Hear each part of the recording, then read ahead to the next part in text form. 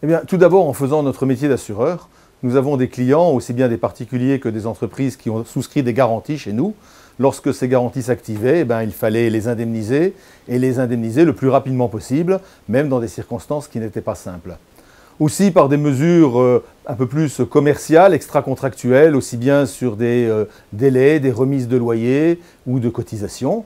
Et enfin, dans notre volet investisseur institutionnel, alors d'une part avec la participation au fonds exceptionnel de l'État, mais aussi nous par un programme d'investissement assez générique, mais aussi avec un petit point focal sur les métiers de la santé et puis sur les métiers du tourisme.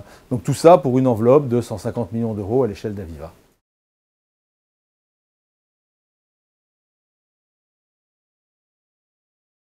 On vit dans un monde qui a besoin d'être rassuré.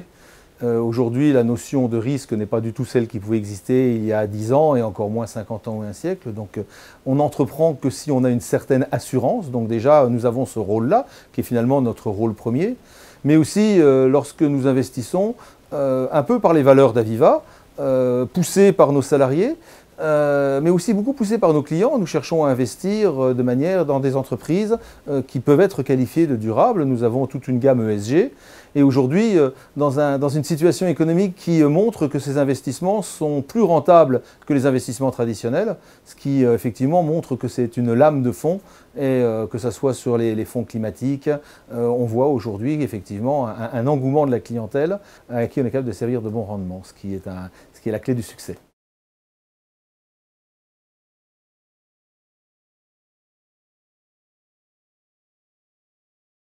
Quand on parle de positivité, on parle beaucoup d'investissement et de flécher l'investissement vers des entreprises qui elles-mêmes ont un impact positif. Notre rôle en assurance dommage, c'est effectivement d'assurer aussi bien les particuliers, mais encore plus les entreprises par rapport à de possibles sinistres.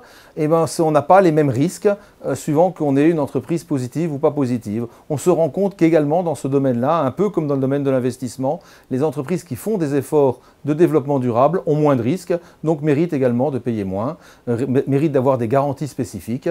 Et c'est intéressant de labelliser, de valoriser les produits qui vont suivre un peu cette évolution.